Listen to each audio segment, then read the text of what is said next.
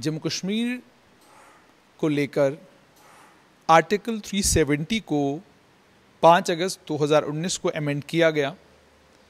उससे जम्मू कश्मीर का संविधान खत्म हुआ, झंडा खत्म हुआ और भी बहुत सारी संवैधानिक बदलाव 5 अगस्त 2019 को जम्मू कश्मीर में आए।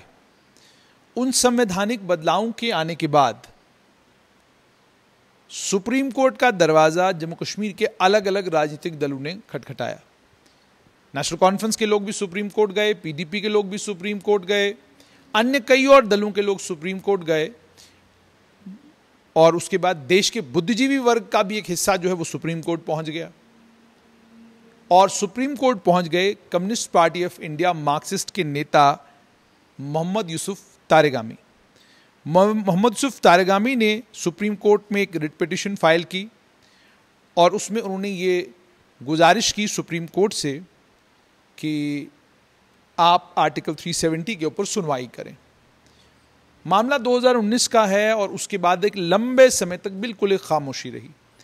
लेकिन जब पत्रकारों ने, मीडिया ने, सब लोगों ने सवाल करने शुरू किए और उन्होंने ये पूछना शुरू किया कि जनाब ये बताइए, आप लोग सब सुप्रीम कोर्ट तो गए हैं और लेकिन आप लोग सुप्रीम कोर्ट में अर्ली हियरिंग के लिए पिटीशन क्यों नहीं डालते? आप सुप्रीम कोर्ट से ये गुजारिश क्यों नहीं करते? आप अगर इतने सीरियस हैं आर्टिकल 370 को लेकर, 35A को लेकर, तो आप सुप्रीम कोर्ट के समक्ष जाकर ये गुजारिश क्यों नहीं करते कि आप इस मामले की सुनवाई जल्दी कीजिए, इस मामले का निपटारा जल्दी करिए? ये सवाल जो है जब पत्रकारों ने पूछने शुरू किए तो नतीजा ये निकला कि मेरे पास कुछ कागजात आए हैं। इन कागजात के मुताबिक सीपीआईएम के नेता मोहम्मद यूसुफ तारेगामी ने एक रिट पिटीशन फाइल की है सुप्रीम कोर्ट ऑफ इंडिया में। ये रिट पिटीशन उन्होंने आर्टिकल 32 भारत के संविधान के अनुच्छेद 32 के तहत फाइल की है, जिसमें उन्होंने ये कहा है कि जो प्रेसिडेंशियल ऑर्डर 5 अगस्त 2019 को इशू किया गया था उसको आप असंवैधानिक, वाइड और इनऑपरेटिव डिक्लेयर करें। उसके बाद उन्होंने ये कहा है कि दूसरा प्रेसिडेंशियल ऑर्डर जो 6 अगस्त 2019 को इशू किया गया उसको भी आप असंवैधानिक डिक्लेयर करें। और उसके बाद उन्होंने ये भी कहा गया है कि जम्मू कश्मीर रीऑर्गेनाइजेशन एक्ट 2019, जिसके तहत जम्मू कश्मीर को 2 केंद्र शासित प्रदेशों में बदला गया, एक केंद्र शासित प्रदेश लद्दाख का और दूसरा केंद्र शासित प्रदेश जम्मू कश्मीर में बदला गया, तो उसको भी आप असंवैधानिक, वाइड और इनऑपरेटिव डिक्लेयर करें। इसमें मोहम्मद यूसुफ तारेगामी ने सुप्रीम कोर्ट के समक्ष ये बात रखी है कि आर्टिकल 370 भारत के संविधान में एक सेल्फ कंटेन्ड कोड है जो जम्मू कश्मीर का क्या रिश्ता रहेगा यूनियन ऑफ इंडिया के साथ उसको डिफाइन करता है। यानी साफ तौर पर जम्मू कश्मीर का जो रिश्ता बाकी देश के साथ है वो क्या रिश्ता होगा उसको आर्टिकल 370 डिफाइन करता था। उसके बाद उन्होंने ये कहा है कि समय के साथ राष्ट्रपति जब भी चाहते, जिस समय भी चाहते, जम्मू कश्मीर की सरकार की अनुमति से अलग अलग ऑर्डर्स पास करते थे। और कानूनी प्रावधानों का भी यही था कि जो भी कानूनी प्रावधान जम्मू कश्मीर में लागू करने होते थे उन कानूनी प्रावधानों को राष्ट्रपति की इजाज़त से और उसके बाद जम्मू कश्मीर की लेजिस्लेटिव असेंबली की कंकरेंस के बाद, वो कंकरेंस का मतलब हो गया कि कोई भी बिल अगर जम्मू कश्मीर पर कोई कानून लागू करना है तो वो तब तक कानून लागू नहीं होता था जब तक जम्मू कश्मीर की लेजिस्लेटिव असेंबली उसकी इजाज़त नहीं देती थी। ये तब था जब आर्टिकल 370 था। यही कारण था कि आर्टिकल 35A को लेकर ज़बरदस्त किस्म का हंगामा जम्मू कश्मीर की लेजिस्लेटिव काउंसिल, लेजिस्लेटिव असेंबली में भी उस समय देखने को मिलता था जब जम्मू कश्मीर एक राज्य था, केंद्र शासित प्रदेश नहीं था। और भी बहुत सारे हंगामे उस समय देखने को मिलते थे और लोग लगातार इस पर बात करते थे। ये कहते थे कि महिलाओं को जो अधिकार मिलने चाहिए वो महिलाओं को अधिकार नहीं मिलते। वाल्मीकि समुदाय के लोग जम्मू कश्मीर में लंबे समय से रह रहे थे। उन वाल्मीकि समुदाय के लोगों को ना तो पार्लियामेंट के चुनाव में ना असेंबली के चुनाव में वोट डालने का अधिकार था। पार्लियामेंट के चुनाव में तो खैर वो डाला करते थे, लेकिन असेंबली के चुनाव में वोट डालने का अधिकार नहीं था। उनके बच्चों के पास स्टेट सब्जेक्ट सर्टिफिकेट नहीं था, जिसके चलते 1956 से जम्मू कश्मीर में रह तो रहे थे, लेकिन उनके बच्चों को सरकारी नौकरियां नहीं मिलती थी। और हद ये थी कि 21वीं सदी है, दुनिया बदल रही है और हम 5G नेटवर्क की बात कर रहे हैं। 5 अगस्त 2019 से पहले वाल्मीकि समुदाय के लोगों का हाल ये था कि जो भी बच्चा इस समुदाय से ताल्लुक़ रखने वाला पढ़ाई करता, कितनी भी पढ़ाई करता, लेकिन उसका काम सिर्फ सफाई कर्मचारी का काम कर सकते थे और कोई नौकरी उनको जम्मू कश्मीर में नहीं मिलती थी। वेस्ट पाकिस्तान के रेफ्यूजियों का दर्द भी यही था कि हम उजड़े वेस्ट पाकिस्तान से और उसके बाद हम जम्मू कश्मीर पहुंचे, जाना पंजाब चाहते थे। यहाँ उस समय की सरकार ने हमको रोका और यहीं पर कहा बैठने के लिए, और उसके अलावा अन्य और भी तरीके से लोग इन चीज़ों पर बात करते हैं। मगर सत्य ये है, एक लंबे समय से वो लोग भी इस अधिकार के लिए लड़ाई लड़ रहे थे कि सरकारी मुलाजमतों में जम्मू कश्मीर में हमारे बच्चों का हिस्सा नहीं। हमारे बच्चे हैं तो जम्मू कश्मीर के, लेकिन वो सिर्फ पार्लियामेंट के चुनाव में वोट डाल सकते हैं, असेंबली के चुनाव में वो वोट नहीं डाल सकते। चूंकि आप असेंबली के चुनाव में वोट नहीं डालते, इसलिए जो लोकल नेता है उसको भी आप जानते ही हैं, जब ये तो राजनीति का एक बड़ा सीधा सा असूल है कि अगर आप एक वोट बैंक हैं, आप वोट देने वाले हैं और आपके वोट से किसी की किस्मत बन सकती है, बिगड़ सकती है, तो फिर आपको हर तरह की सुविधा मिलती है।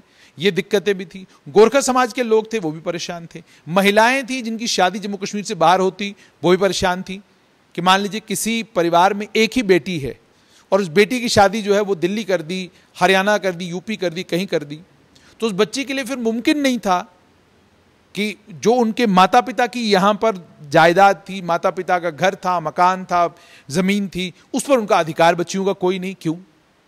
ये सारे वो सवाल थे जिन सवालों के जवाब अगर जम्मू कश्मीर के राजनीतिक दलों ने 5 अगस्त 2019 से पहले इन सभी सवालों के जवाब ढूंढ लिए होते, जवाब दे दिए होते, तो शायद स्थिति कुछ और होती। ये बहुत सारे राजनीतिक ये बात भी कहते हैं। लेकिन चलिए, बात इस पर कि मोहम्मद यूसुफ तारिगामी ने एक पिटीशन डाला है, उसमें उन्होंने ये कहा है कि राष्ट्रपति ने 5 अगस्त 2019 को आर्टिकल 371D के तहत प्रेसिडेंशियल ऑर्डर जो उससे पहले इशू किया गया था, जिसके तहत आर्टिकल 35A भारत के संविधान में इंट्रोड्यूस किया गया था, उसको लेकर उन्होंने बात की है और ये कहा है कि यह संवैधानिक तरीके से सब कुछ हुआ है।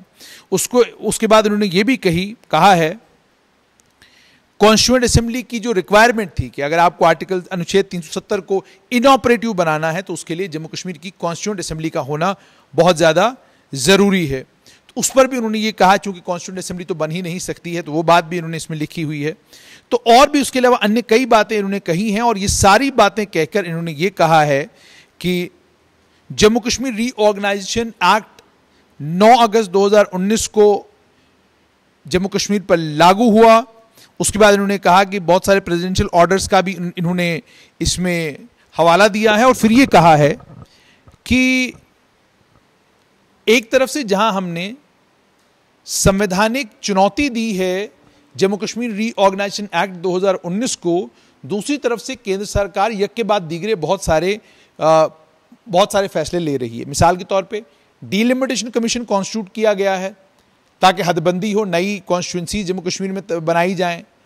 जम्मू कश्मीर डेवलपमेंट एक्ट में संशोधन किया गया है जिसमें यह कहा गया है, इसमें एक लफ्ज़ इस्तेमाल किया गया है कि जो लोग जम्मू कश्मीर के रहने वाले परमानेंट रेजिडेंट नहीं हैं, उन लोगों को यह अधिकार मिला है कि वो जम्मू कश्मीर में ज़मीन खरीद सकते हैं अगर ज़मीन एग्रीकल्चरल लैंड नहीं है।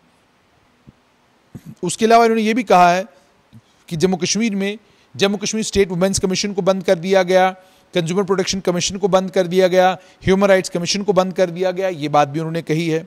तो इन्होंने कहा कि इन तमाम चीज़ों को ध्यान में रखते हुए सुप्रीम कोर्ट से ये गुजारिश की है कि आप जल्द से जल्द हमारे इस मामले की सुनवाई करें, कहीं ये ना हो कि देर हो जाए, हमारे और भी जो फैसले जम्मू कश्मीर को लेकर है वो केंद्र सरकार करेगी और उसके बाद अगर आप इस चुनौती को सुनते हैं, इस पर सुनवाई करते हैं, तो फिर उसका कोई फ़ायदा जो है वो नहीं होगा। ये कुछ बातें उन्होंने अपनी रिट पिटीशन में कही है। गो ये कि CPIM के नेता मोहम्मद यूसुफ तारिगामी सुप्रीम कोर्ट के समक्ष खड़े हो गए हैं और उनसे गुजारिश ये की है कि आप जल्द दफ़ा 370 के मामले पर सुनवाई शुरू करें। मोहम्मद यूसुफ तारिगामी पहुंच गए हैं, लेकिन बहुत सारे सवाल यहाँ पे हैं। पहला सवाल तो ये कि क्या मोहम्मद यूसुफ तारिगामी गुपकार अलायंस की तरफ से सुप्रीम कोर्ट के समक्ष खड़े हुए हैं?